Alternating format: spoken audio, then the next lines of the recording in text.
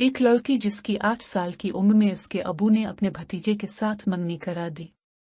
वो बेचारी 8 साल की उम्र से इस लड़के को अपना जीवन साथी समझने लगी, इसके साथ अपनी जिंदगी गुजारने के सपने देखती रही। दिन रात इस लड़के के लिए सोचती रहती, इसे देखती तो चेहरे पर मुस्कुराहट आती, ये सोच कर के इससे इसकी शादी होगी।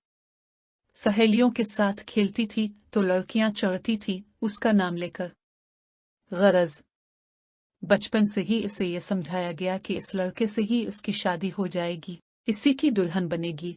वक्त गुजरता गया, उम्र बढ़ने के साथ साथ इस लड़के के लिए मजीद मोहब्बत इसके दिल में बढ़ती गई। एक वक्त आया जब लड़की इसके अलावा किसी और के बारे में सोचना भी गवारा नहीं करती।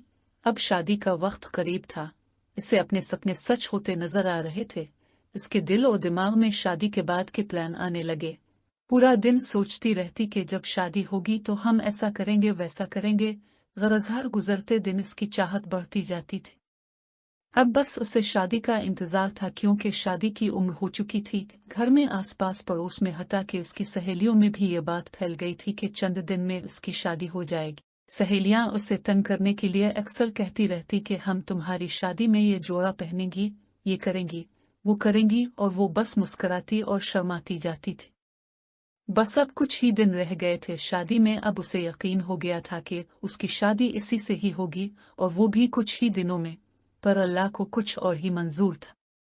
इसे क्या पता था इसके सपने ऐसे टूट के बखर जाएंगे कि वापस जोड़ना मुश्किल नहीं बल्कि नामुमकिन सा हो जाएगा। इसे क्या पता था वो जिसे बचपन से अपना शौहर समझ रही थी वो इसका शौहर नहीं होगा। खैर, जैसे ही शादी करीब आई लड़का घर से भाग गया।